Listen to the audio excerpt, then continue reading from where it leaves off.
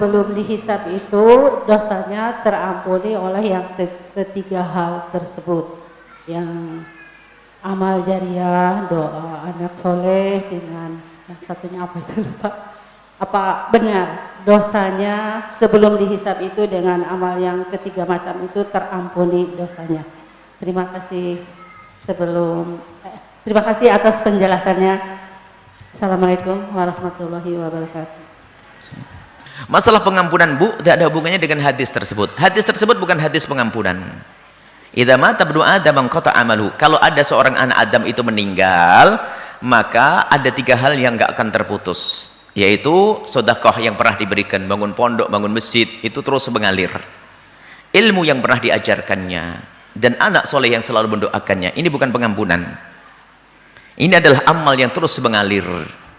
Dan ternyata bukan ini saja, bukan hanya 3, dalam riwayat sampai 7. Makanya ada orang yang dihafal hanya 3 tok ini untuk membantai orang agar tidak mengirim-ngirim doa dan sebagainya. Ini ada 7 diantaranya sumur yang pernah kita gali, tanaman yang pernah kita tanam, lalu membuahkan apa saja, menjadikan sebab lindungnya orang. Itu juga pahala mengalir banyak.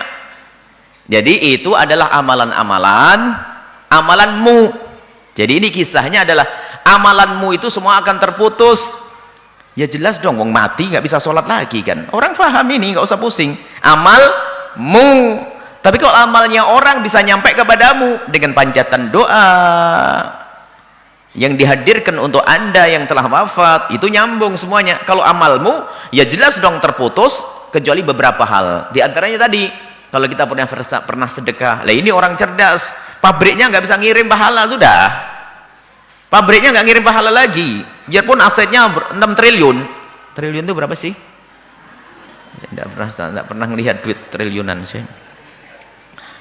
Baik, itu nggak akan datang ke kubur, tapi apa yang Anda berikan itu akan sampai kepada Anda di saat Anda berada di alam barzah.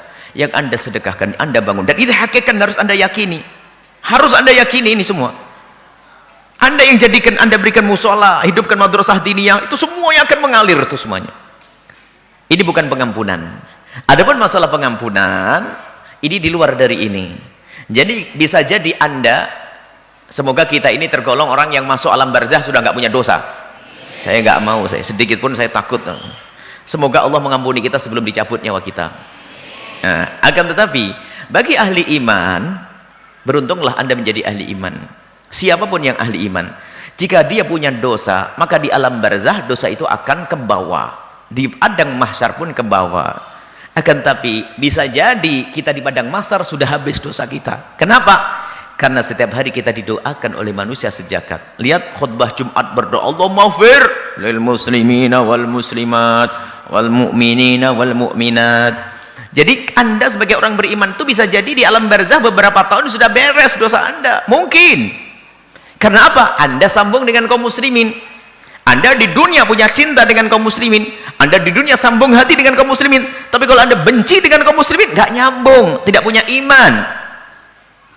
Maka ayo kita rindu dengan kaum muslimin, rindu membantu. Berpikirlah Anda untuk berjuang untuk kaum muslimin. Untuk bagaimana membawa umat Islam ini kepada kejayaan. Bagaimana kita punya ide agar umat Islam ngerti agama. Maka ini yang sering kami serukan.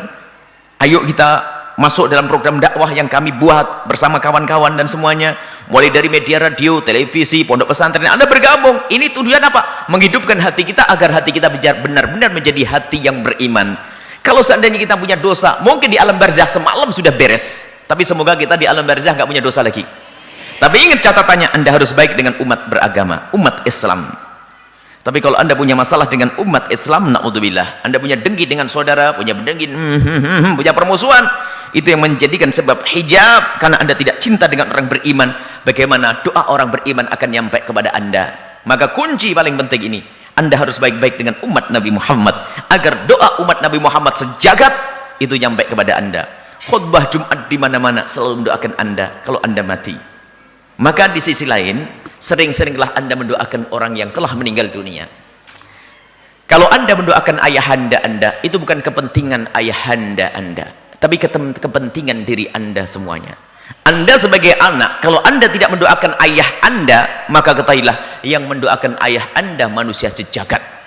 Maka kalau ada seorang anak tidak pernah doakan bapak ibunya, dia yang rugi, karena dia tidak sambung dengan bapaknya. Saya tidak sambung, maka bisa jadi dia nanti tidak mendapatkan doa dari kaum beriman. Maka biasakan kita mendoakan orang yang beriman dimanapun mereka berada. Yang hidup doakan, yang telah meninggal doakan, dan hadirkan ini makna. Jangan dikecualikan, kecuali bude saya yang kurang ajar, nggak ada.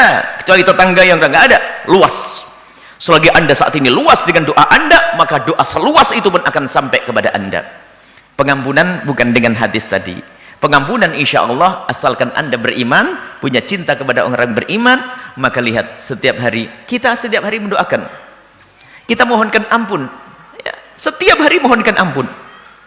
Astaghfirullahaladzim li wali walidayya walil muslimin. Tuh dapat lagi berapa juta manusia, miliar manusia. Kuncinya adalah ayo kita kuatkan iman kita dan kita sambung dengan kaum muslimin agar doa mereka suatu ketika nanti nyampe kepada kita.